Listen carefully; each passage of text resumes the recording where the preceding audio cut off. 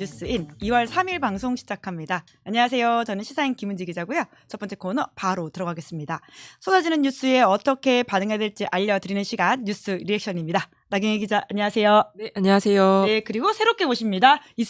죄송합니다. 네. 이정환 슬로우뉴스 대표 안녕하세요. 네, 안녕하십니까. 네, 아침마다 슬로우뉴스 보시는 분들이라면 네. 충분히 이제 반갑다라는 생각이 들 텐데요. 또 이렇게 방송에서 뵈니까 더 새롭고 감사드립니다. 방송 체질이 아니라 오늘 하루만 나오는 걸 하겠습니다. 네. 시작부터 이렇게 선긋고 가는 청년남. 자, 그러면 오늘 리액터 잘 부탁드리면서 첫 번째 뉴스 들어가 보겠습니다. 네, 이재명 대통령 다주택자 눈물 안타깝나 청년은 피눈물 흘린다. 네, 이재명 대통령이 계속 X로 메시지 내고 있죠. 네, 이재명 대통령이 오늘 X에 부동산 투기로 불로소득을 얻겠다는 수십만 다주택자의 눈물이 안타까우신 분들에게 묻는다면서 이들로 인한 높은 주거비용 때문에 결혼과 출산을 포기하는 수백만 청년들의 피눈물은 안 보이시냐라고 적었습니다. 이 대통령은 이전에도 실패했으니 이번에도 실패할 것으로 기대하고 선동하시는 분들께 알려드린다면서 이전에는 부동산이 유일한 투자 수단이었지만 이제는 대체 투자 수단이 생겼다. 객관적 상황이 과거와 완전히 다르다고 말을 했습니다. 그리고 이게 협박 엄포가 아니라 모두를 위해 필요하고 유용한 일이어서 공고드리는 것이라면서 이번이 마지막 탈출 기회라고 강조를 했는데요. 이 대통령의 X를 통한 메시지 발언은 요즘 부쩍 잦아지고 있습니다. 앞서 30일에는 이재명 대통령이 캄보디아에서 벌어진 한국인 대상 온라인 스캠 범죄와 관련해 이제 범죄 조직이 겨냥해서 캄보디아 현지 언어인 크메르어로 한국인을 건들면 패가 망신, 빈말 같습니까? 라는 경고성 문구를 남긴 바가 있는데요. 이에 캄보디아 측은 주 캄보디아 대사에게 이 대통령이 작성한 글의 취지를 물었고 이후에 이 해당 글은 삭제가 됐습니다. 국민의힘은 오늘 국정운영 구상을 직설적으로 표현하는 이재명 대통령의 SNS 정치에 대해서 한없이 가볍다고 지적하기도 했습니다. 네. 대통령의 메시지 내용과 그리고 방법론 두 가지 대해서 좀 어떻게 평가하십니까? 네. 그 트위터 요즘 X라고 하죠. 그 예. X가 굉장히 최근 들어 또 굉장히 많이 늘었어요. 이제. 엄청 아침에 사실 굉장히 바쁘시잖아요. 근데 예. 그때 올라올 때 좀 난감하긴 그러니까 하시겠어요. 또 주말에 보면 주말에 막 쏟아내는데 예.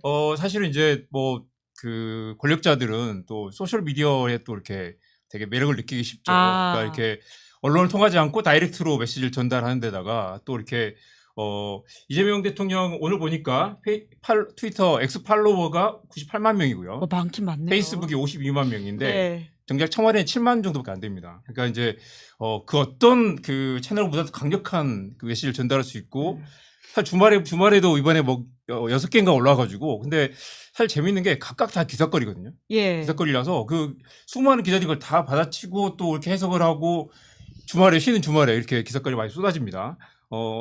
이게 사실 이제 대통령 입장에서 굉장히 효능감을 느낄 수도 있을 거고 그리고 이게 또 이제 언론이 자신의 말을 제대로 전달하지 않는다는 그런 답답함 때문에 이렇게 소셜 미디어를 애용하는 것 같은데 사실 그 효능감을 최근에 많이 느끼시는지 빈도가 계속 잦아지고 있습니다.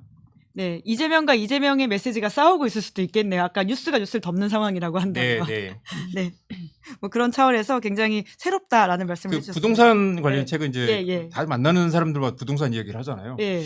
오면서 이제 그 정리를 좀 해봤는데 세 가지 포인트가 있는 것 같습니다. 첫째는 이제 다들 고민하시겠지만 여전히 한국은 부동산 공급이 부족한 상황이고요. 모두가 서울에 살고 싶어 하죠. 그리고 더 오를 거라는 믿음도 있는 것 같고요.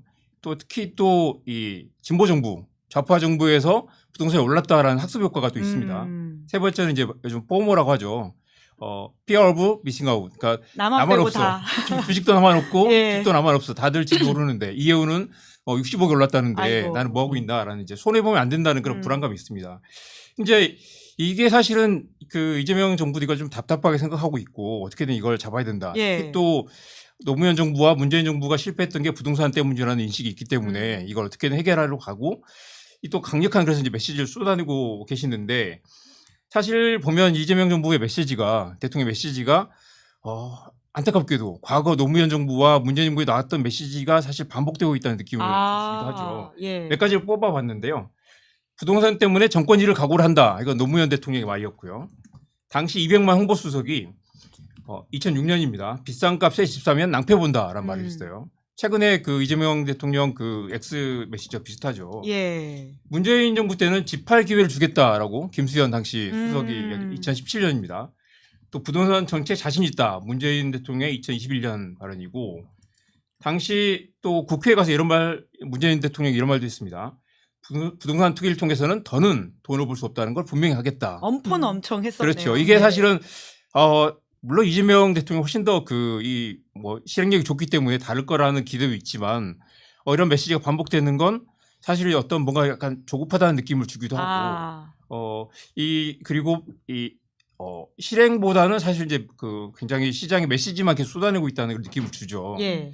당시에도 아까 문재인 대통령 국회 발언할 때 재밌었던 게 당시 뒤에 박병석 의장이 앉아 있었는데 예. 민주당 출신 의장이죠. 근데 이분도 당시 35억 원에 산 아파트가 59억 원이 되는데 아이고. 마침 그 앞에서 돈을 벌 수 없다는 걸 알려주겠다라는 말이 사실 굉장히 희화화된 그런 측면이 있었습니다. 예. 지금도 사실 이제 우리 다들 지난달 뉴스니까 이해운 기획예산처 장관 후보자 그 이슈가 있었는데 사실 누구나 36억을 청약을 해서 지금 90억이 호가한다고 하니까요. 이런 상황에서 사실 이제 부동산 메시지가 과연 먹히느냐 그걸 이제 약간 우려가 있습니다. 그러면 어떻게 하면 결국은 이게 좀 시장에서 반응이 올 거라고 보세요? 대통령은 대한민국은 하고 이재명은 한다. 나는 네네. 계곡 정비도 해냈고 코스피 5천도 해냈다. 이렇게 사실 이야기하잖아요. 이제 계곡 정비 계곡 정비 코스피 5천 얘기하는 건 계곡 정비는 사실 정치인 이재명의 또 이렇게 효능감을 보여준 예. 그런 경기도지사 시절에 또 가장 지금 이재명을 있게 한 사건이라고 할 수 있습니다. 그리고 코스피 5천은 또 이재명 정부 지난 7개월 가장 큰 성과 또는 이제 이재명 대통령도 굉장히 자랑스럽게 생각하는 예. 업적인데 그 두 가지를 얘기한다는 건 그만큼 자신감도 있다 아니면 또 그만큼 이걸 강력하게 밀어붙이겠다는 메시지를 계속 주고 있는 거죠. 네, 어떻게 하면 될지는 좀 지켜봐야 될 것 같다라는 말씀으로 봐야 되겠습니다. 그럼 두 번째 키워드 넘어가 볼까요? 네, 국민의힘 의총 친한계 대 당권파. 네, 어제 굉장히 혼란스러웠던 상황인 거죠? 네, 어제 한동훈 전 국민의힘 대표 제명 이후에 처음으로 열린 국민의힘 의원총회에서 친한계 의원들이 원외 인사의 의총 참석 자격을 문제 삼으면서 당권파와 친한계가 너 좀 나와봐. 나왔다. 왜 어쩔래? 라면서 충돌하는 그런 일촉즉발의 상황이 연출됐다고 합니다. 당권파와 비당권파로 갈려서 난상 토론이 이어진 의총은 4시간 가까이 이어졌고 반말과 고성이 오가는 막장으로 치달았다고 하는데요. 김용태 의원이 당대표 재신임을 요구한 데에 대해서 일부 인사들이 의원직을 걸라고 반박하기도 했습니다. 심지어 계엄을 옹호하는 듯한 발언도 나온 것으로 전해졌는데 장동혁 대표가 한동훈 전 대표의 당원 게시판 사건이 윤석열 정부의 국정 운영을 불안정하게 만들어서 계엄 선포에 영향을 미쳤다는 취지의 발언을 했다는 겁니다. 장 대표는 경찰 수사에서 한 전 대표에 대한 징계가 잘못된 것이라는 사실이 밝혀지면 정치적인 책임을 지겠다라고 약속하기도 했습니다. 한편 같은 날인 어제 장동혁 대표는 당 인재영입위원장에 조정은 의원을 임명했는데요. 국민의힘은 조 의원에 대해서 중도 보수외연 확장에 도움이 되는 인물이다라고 했지만 최근 유튜브 채널 고성욱 TV에 출연한 조정은 위원장은 윤어게인을 주장한 고성욱 씨를 특별당원이라고 표현한 바가 있습니다. 그보다 앞서 윤석열 씨 탄핵 심판 국면이었던 2025년 3월에는 언론 인터뷰에서 윤석열 씨 탄핵은 기각되는 게 가장 좋은 옵션이다라고 주장한 적도 있고요. 또 장 대표는 이날 자녀 교육에 관심 많은 4050와 소통하겠다면서 신설한 그러니까 엄마죠. MOM 편안특위 위원장에도 부정선거 음모론을 제기했던 친윤 성향의 김민전 의원을 임명했습니다. 네, 국민의힘 지금 상황은 좀 갈등이 보강될 거라고 보세요? 사실 장동혁 대표 입장에서는 다른 선택지가 없는 것 같기도 합니다. 사실 이제 이분은 지금 재신임 이야기까지 나오는데 밀려나면 사실 다음 기회가 없을 수도 있거든요. 그리고 혹시 제가 보내드린 리얼미터 정당 지지도 한번 보여주시겠습니까? 보시면 이제 한동훈 이건 리얼미터 예. 한동훈 이 제명 사태 이후로 지지율이 약간 더 올랐어요 또 심지어. 아이고. 예. 그래서 사실 이제 장동혁 대표 최근에 국민의힘에서 나온 이야기는 사실 정치인들이 또 리얼미터를 좋아하죠. 정치인들이 리얼미터를 좋아하는군요. 리얼미터와 갤럽도 한번 보였어요. 갤럽은 사실 이제 중도 관망층이 좀 많죠. 그래서 이제 조사 방법이 좀 달라서 그런 거죠. 그렇죠. ARS가 전화 면접. 사람이 직접 전화하는 게 갤럽이고 예. ARS라는 게 이제 리얼미터인데 그래서 이제 리얼미터는 많이 전화를 설문조사를 하다 끊는다고 하고요. 그래서 이제 아무래도 강성 지지자들 갤럽이 나왔습니다. 이제 이재명 대통령이 맨 위에 있고요. 60% 넘죠. 그리고 민주당이 40% 왔다 갔다 하고 국민의힘이 25% 정도 왔다 갔다 하는데 이 경우 보면 이제 민주당과 국민의힘이 거의 15%포인트 이상 차이가 나기 때문에 굉장히 격차가 큽니다. 근데 이제 아까 리얼미터 다시 보여주십시오. 이제 장동혁 대표 같은 경우는 이제 리얼미터를 보면서 봐라 별로 차이 안 난다. 게다가 한동훈을 제명했지만 오히려 지지율 올랐다라고 보고 있는 거죠. 그러면 이건 이제 사실 그만큼 물론 이제 두 여론조사 중 어느 게 더 정확하다고 말하지 않습니다. 보통 이제 각각의 추이를 나타내는 것뿐이지 정확히 여론조사는 또 예측이 아니라 예. 어떤 이제 그 판세를 읽는 용도로 많이 쓰면 좋을 텐데요. 장동혁 대표 입장에서는 지금 이제 국민의힘 지지율이 20% 25% 예. 가까이 떨어져 있는 상태이지만 또 이 25%가 대부분 다 또 자기 지지율이거든요. 아, 내 그리고 거다. 내 거고 사실 이제 그 민주당 입장에서는 이재명 대통령의 지지율이 100%또 국민의힘 민주당 지지율은 아니잖아요. 예, 아니고 흡수가 안 되고 있죠. 또 국민의힘 지지자들 중에서도 일부 또 이재명 지지자가 한 20% 정도 됩니다. 그렇기 때문에 겹쳐 있는데 사실 국민의힘은 거의 그냥 그 윤어게인 세력 플러스 알파 정도로 쪼그라져 있는 상태고 그 대부분이 또 이제 장동혁 대표의 지지와 겹치기 때문에 이걸 그냥 가지고 가는 게 가장 안전한 선택이겠죠. 그래서 장동혁 대표는 지금 이제 계속해서 이 더 강하게 윤어게인 세력을 끌어안으면서 더 강하게. 그리고 그게 자기가 지금 이걸 지키는 방식인 거죠. 자기 자리를 지키는 방법인 거죠. 네. 보리님이 방송 체질 아니라고 하시더니 엄청 깔끔하게 정리 잘해주시네요라고 말씀을 해주시네요. 네. 자, 그럼 앞으로 이 윤어게인 체제는 더 강화될 것이고 지방선거까지 더 강한 사람을 데리고 올 수도 있다. 지금 사실 이제 지금 최근에 오늘 또 전한길 간사가 예. 미국에서 강성 발언을 또 쏟아내고 있고요. 예. 고성국 TV의 고성국 진행자를 대표? 또 이렇게 진행자. 또 이 중요한 역할을 맡기게 됐고 이렇게 사실 이제 그 당 안팎에서 특히 최근에 보면 조선일보나 중앙일보 같은 이제 보수 언론들도 이대로는 안 된다. 선거 망하려고 하느냐라고 하지만 장동혁 대표는 선거가 망하는 것보다 선거 때까지 자기가 이걸 가지고 가면서 공천권 행사해서 자기 세력을 만드는 게 일단 중요한 것 같고요. 이 장동혁 대표는 왜 선거 이후로 보지 않는지.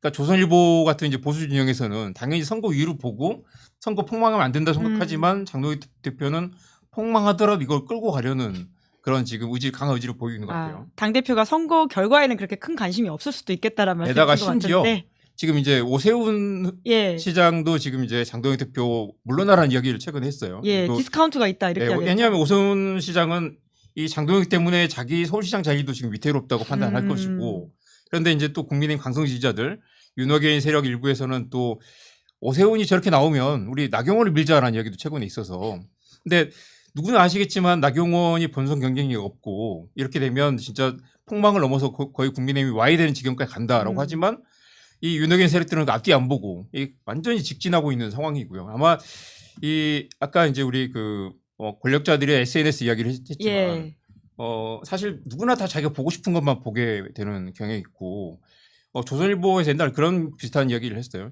장동혁 대표가 신문 안 보는 것 같다. 이 최소한 신문을 보면 슬롯 뉴스라도 봐야 될 텐데요. 조선일보나 중앙일보에서 어떻게 보수 언론에서 어떻게 이걸 위기감을 보고 있는지 알 텐데. 예. 주로 보는 게 이제 아마 고성국 TV나 유튜브 채널들. 예. 사실 우리 윤석열 전 대통령도 자기 전에 이봉규 TV로 보다 잠든다라는 얘기도 있었고 취임식 할 때도 보수 유튜버들을 잔뜩 끌어오기도 했었죠. 그것처럼 사실 세계 최초의 알고리즘 내란이란 말이 나올 정도로 알고리즘 내란. 유튜브에 빠져서 사실 그 필터 버블에 갇혀 있었던 권력자의 말로를 우리가 다 지켜봤는데 사실 장동혁 대표도 거의 비슷한 수준으로 자기가 보고 싶은 것만 보고 심지어 보수 진영에서의 어떤 이제 저런 충성어린 조언도 듣지 않는 그런 상황인 것 같습니다. 네, 그래서 이제 친한계에서는 고장 체제 이렇게 부르면서 오히려 고성국 대표를 앞으로 이렇게 빼내기도 하고요. 어제는 고장나 연대라는 말을 노영희 변호사가 하더라고요. 그렇죠. 그리고 고성국 대표는 윤석열이 그 비상계엄 이후에 여러 차례 전화를 해서 이렇게 조언을 구했다고 하죠. 그래서 아마도 윤석열이 관저에 틀어박혀서 끝까지 버티거나 아니면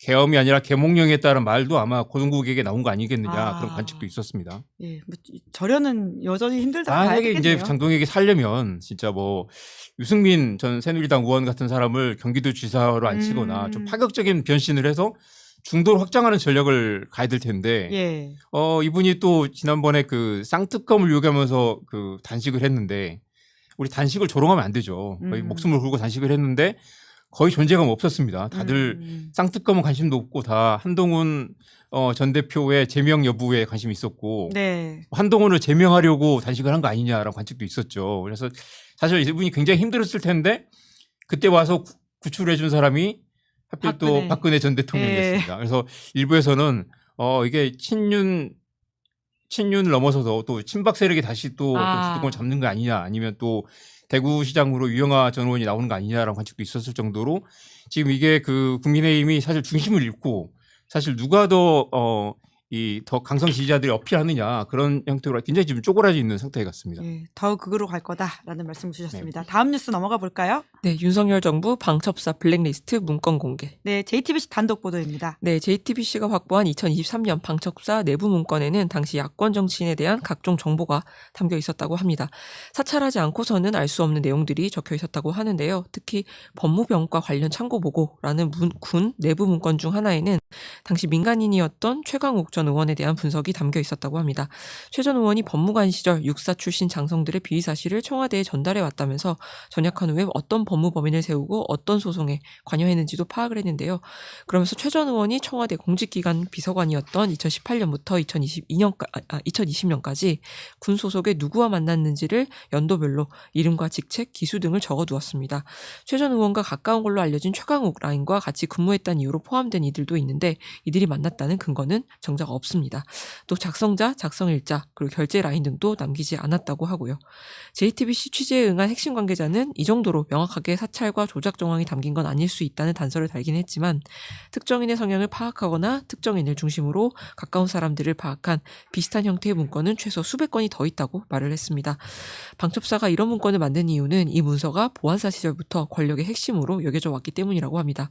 간첩이 있는지 걸러내야 된다, 뭐 이런 이유로 모르게 세평을 수집하고 그것을 사령관이 청와대로 대통령에게 직접 직보할 수 있게 돼 있는데 이렇게 자신들과 먼 사람들을 블랙리스트를 만들어서 쳐내고 가까운 사람들을 진급시키면서 조직의 힘을 키워왔다고 합니다.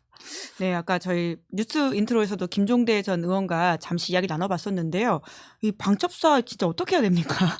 방첩사가 사실은 역사가 좀 긴데요. 예. 지금 이제 78년 만에 해체하기로 지금 한 상태입니다. 그런데 사실 이제 이번에 새로 또 드러난 것들을 보면 우리가 지난 뭐 이승만 정부 때부터 이 무장 공비 사건을 조작한다거나 없던 간첩을 만들기도 하고 사실 그 대통령이 드러나지 않게 비선으로 이제 뒷조사를 하거나 이제 정적을 뭐 이렇게 관리하는 수단으로 많이 활용한 그런 경향도 있었는데 지금 이제 우리 아주 일부가 지금 드러나 있을 뿐이지만 이 방첩사가 지난 그 윤석열 내란 사건에서 어떤 역할을 했는지 아직 드러나지 않고 있고 아직도 여전히 상당 부분 그 이 증거가 은폐돼 있거나 아니면 네. 제대로 수사조차 되지 않고 있는 상황인데요. 이 부분 반드시 그 방첩사 해체와 별개로 추가 수사가 진행돼야 할 것 같습니다. 아마 2차 특검에 이 부분이 반영돼 있을 거고요. 아마 그래서 좀 더 자세한 내용이 나올 것 같습니다. 네, 아직도 이게 제대로 안 나왔다라고 하는 것도 참 놀라운 일인 것 같아요. 네네. 내란이 지금 벌어진 네. 지가 2024년 12월 3일로부터 오늘이 2026년 2월 3일인데 그리고 사실 윤석열이 그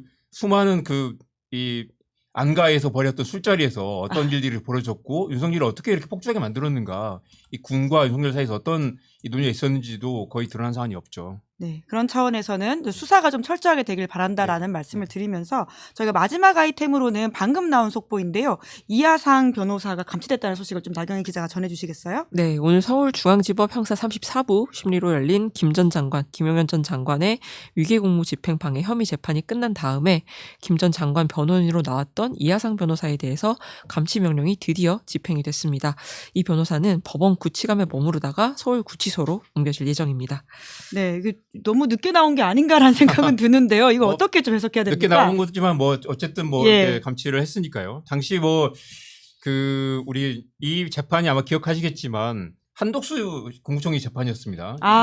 김용현 이제 그 당시 참고인으로 왔는데 변호사들이 뒤에서 그 방청석에 앉아 있다가 자꾸 발언을 하게 해달라고 난동을 부렸어요. 그래가지고 당시 이제 판사가 방청석에서 발언할 수가 없다. 당신들 지금 변호인도 아니고 방청석에서 어떻게 말을 하냐라고 했는데 계속해서 소리 지르면서 이렇게 난동을 부렸습니다. 그래서 이제 감치명령 한번 받았었고 이분들이 또 다른 재판에서 또 난동을 또 부려서 또 감치명령을 받았어요. 그리고 또 이렇게 그것도 기억하시겠지만 혀가 짧아서 빨리 하면 꼬인다라는 말한 분들도 이분들입니다. 그 계속해서 이제 그 윤석열 재판 시간 끌기 마지막에 시간을 끌면서 이렇게 사실 그러면서 이제 나중에 또 진격의 변호사들이란 자기 채널을 운영하고 있는데 그랬죠. 거기 가서 이 당시 이제 재판을 하루 늦추는 걸 가지고 우리가 한 건 했다라고 하거나 해야 할 일을 완수했다 말하고 이렇게 온전한 기회를 넘겨줬다라고 했고 그러면서 이제 판사를 굉장히 조롱을 했는데 이게 결과적으로 이 한독수에게 굉장히 이제 중형이 내려지는데 영향을 미치지 않았을까. 23년. 예. 구형보다 높게 하는 네. 데는 이하상 변호사 등이 역할을 했을 네. 것이다.